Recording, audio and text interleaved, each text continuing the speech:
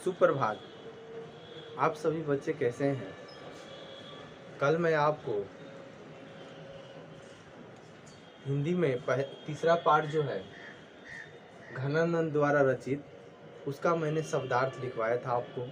हम बोले थे कि सब आप लोग बच्चे याद कर लीजिएगा और लिख लीजिएगा आज। और ये भी बताए थे कि हम जब भी आपको पढ़ाएंगे सबसे पहले शब्दार्थ को देखेंगे, उसके बाद से उसके पाठ के लेखक को, और लेखक के बाद आपको उसके बाद से पाठ का जो पद दिया होगा या छंद दिए होंगे उसको हम हिंदी समझाएंगे, और लास्ट में आपको प्रश्न उत्तर कराएंगे। ठीक है, तो शब्दार्थ तो आप लोग जान चुकी हैं, लेकिन उसके बाद से ये पाठ जो है पाठ 3 घनानंद द्वारा रचित है, उनको हम देखेंगे।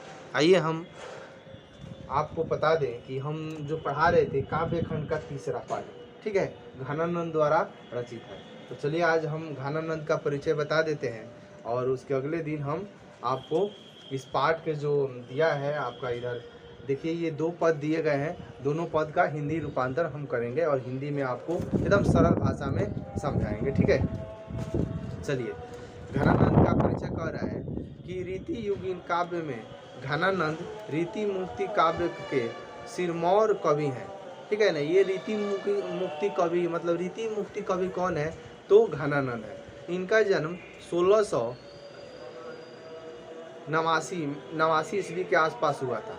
इनका जन्म कब हुआ था? 1689 के आसपास हुआ था, और 1739 ईस्वी में वे नादिर शाह के सैनिकों द्वारा मारे गए थे। ये घनानंद कह रहा है घनानंद के बारे में कि इनका जन्म जो हुआ था 1689 ईस्वी में, और इनको 1739 ईस्वी में नादिर शाह के सेना द्वारा मार दिए गए थे।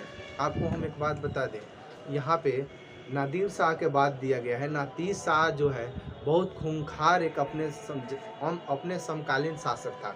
ठीक है, जो जिसको समुद्री इनके सेना बहुत ज़्यादा थे, मतलब जैसे आप लोग जानती हैं कि वायु सेना, थल सेना और जल सेना, 3 सेना हमारे काम करते हैं अपने भारत में। लेकिन ये इसके जो नादिर शाह जो शासक है, ये इसके जो थे जो जल सेना थे बहुत मजबूत थे। ठीक है, आप इतिहास का भी हम आपको बताएंगे, इतिहास पढ़ाएंगे तो बहुत इसके दर्दनाक कहानी है। ठीक है, तो ये घनानंद को किसने मारा था? नादिर शाह के सैनिक ने मार दिया था। ये तत्कालीन मुगल बादशाह मोहम्मद शाह रंगीले के यहाँ मीर मुंशी का काम करते थे। ये तत्कालीन मुगल, मतलब मुगल जो था मोहम्मद शाह रंगीले जो था, उन्हीं के ये मीर मुंशी थे। ठीक है, ये मीर मुंशी मतलब मुंशी पद आप लोग जानती हैं, जो लेखा जोखा रहता है अपने शासन में, वही कहते हैं। ठीक है, मुंशी। ये अच्छे गायक और श्रेष्ठ कवि थे। ठीक है, ये अच्छे गायक भी थे, मतलब गाना भी गाते थे, और ये कवि भी थे। ठीक है, किंवदंती है कि सुजान नामक नर्तकी को वे प्यार करते थे। ये क्या थे कि एक समय ऐसा था कि ये सुजान नामक एक नर्तकी थी, डांस करने वाले, नर्तकी मतलब डांस करने, उसी से ये क्या करते थे? प्यार करते थे। विराग होने पर ये वृंदावन चले गए, मतलब उससे जब छूट गया, जो सुजाता नाम की नर्तकी है उससे छूट गया, तो वो वृंदावन चले गए। और आगे यहाँ पे कह रहा है कि वैष्णव होकर काव्य रचना करने लगे, मैंने बुढ़ापा जब हुए तो वो काव्य की रचना करने लगे। और ये कह रहे सन 1739 में जब नादिर शाह ने दिल्ली पर आक्रमण किया, तब उनके सिपाहियों ने मथुरा और वृंदावन पर भी धावा बोला था। मतलब कहने का अर्थ, जब ये नादिर शाह जो था, जब दिल्ली पर आक्रमण किया, हमारे आपको बता दें हमारे भारत में बहुत से ऐसे हैं व्यक्ति हैं जो शासक हैं जो हमारे भारत में आक्रमण किए, और सबसे ज़्यादा दिल्ली करने के बाद उसके बाद से भारत के अन्य जो राज्य हैं उस पर हमला किए। तो ये कह रहे हैं सबसे पहले दिल्ली पर आक्रमण किया, तब इनके सिपाही मथुरा और वृंदावन पर। देखिए क्या करता था लोग, जैसे आप लोग को बता दें, कोई भी जो क्या बोलते हैं शासक था, मान लीजिए हम अपने गोपालगंज का ले लें, तो अगर गोपालगंज में अगर हल्ला बोलता है वो, अगर कोई आक्रमणकारी, तो वो गोपालगंज से वो पता करता है कि ये गोपालगंज में कौन कौन से जगह जो है सबसे श्रेष्ठ है। ठीक है ना, तो वो गोपालगंज से जब जगह, तो आप देखेंगे तो कहेगा वो हथुआ में चला जाए, थावे में चला जाए, क्योंकि यहाँ पे क्या बोलते हैं पुराने किले हैं। समझ में आया ना जी। तब ये दूर दूर तक, तो वैसे ही जब दिल्ली पकड़ में किया तो वृंदावन और मथुरा उससे नज़दीक है, तो उस पर देखा कि इससे यहाँ पवित्र शहर है, यहाँ मंदिर है, यहाँ पुजारी लोग हैं, ठीक है ना, इसीलिए वो कह रहा है। आगे चलिए। बादशाह की मीर मुंशी जानकर घनानंद को उन्होंने पकड़ा और इसे जर्जर 3 बार सोना मांगा और घनानंद 3 मुट्ठी धूल उन्हें यह कहते हुए दे दिया, रज रज रज, धूल धूल धूल। इस पर क्रुद्ध होकर सिपाही ने इनका वध कर दिया।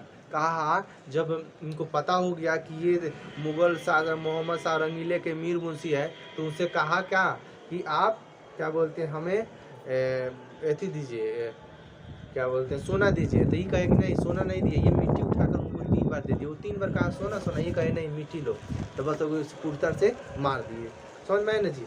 और घनानंद प्रेम का पीर के कवि हैं, घनानंद को प्रेम के पीर के कवि के नाम से हम जानते हैं, ठीक है।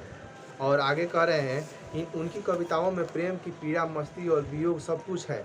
इनकी जो कविता है उसमें मस्ती भी है, वियोग भी है, ठीक है ना, और पीड़ा भी है और प्रेम भी है। और आगे कहते हैं कि घनानंद प्रेम का एक ऐसा प्राणी और धीर पाथी का जमदानी का ऐसा दावा रखने वाला ब्रज भूमि पर दूसरा कवि नहीं हुआ। मतलब घनानंद के जैसा इस धरती पर प्रेम के और वियोग के, वेदना के ऐसे कवि नहीं हुए, ये कह रहा है, ठीक है ना।